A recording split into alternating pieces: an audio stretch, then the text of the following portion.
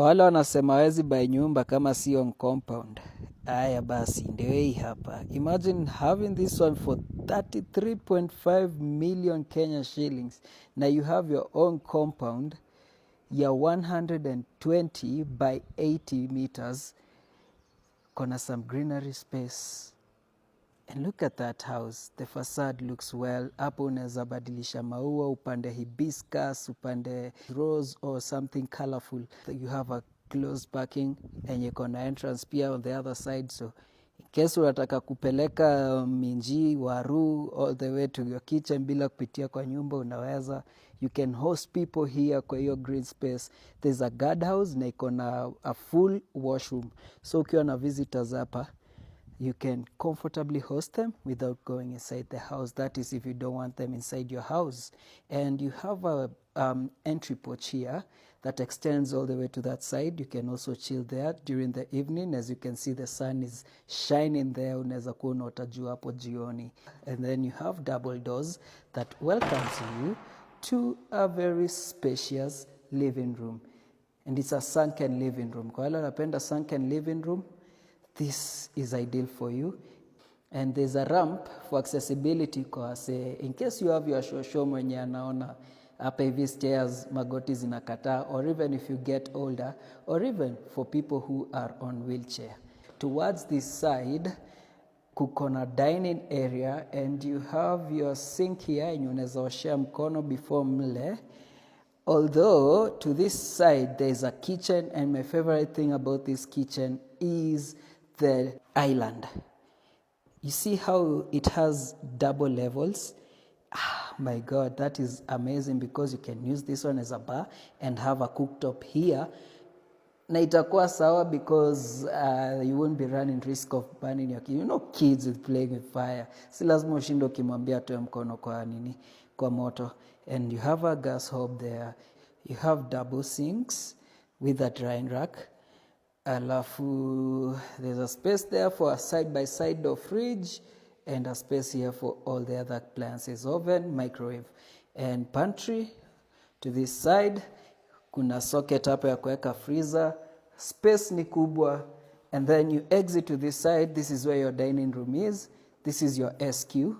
And then coming to this side, you can walk around your compound. I like how green this side is. Let me just show you just a little bit. And hawakukata hii mti. Mimi napenda watu wakatangi mti kwa compound zao manzi. That means wanajali hata the natural life wenye iko around. This enye nime step on top of is a 12,000 liter tank. And then coming to this side is the door that exits to where your parking is. Alafu to this side, you have the guest bedroom on that side. Let me show you. Beep, beep. Alafu bathroom. And then to this side, you have your powder room and the vanity. Stairs to go upstairs. Na tumerudi where the living room is. So kuna bedroom number 1 on the first floor. Bedroom number 2, and then there's the staircase. To this side, you have a family room. Alafu, to this side, you have a balcony. To this side, you have bedroom number 3. All bedrooms are en suite. Alafu, we come back to this side. This is the primary bedroom. So let me just give you a peek view. Look at that. Then you have another closet space and the bedroom space. There we go. Exits to the balcony, front facing, very big balcony. Na unaweza enjoy views za Ngong from here. Amazing. Let me show you back this way. So this is the bathroom where you have the shower, vanity, and the water closet. Let's see the rooftop.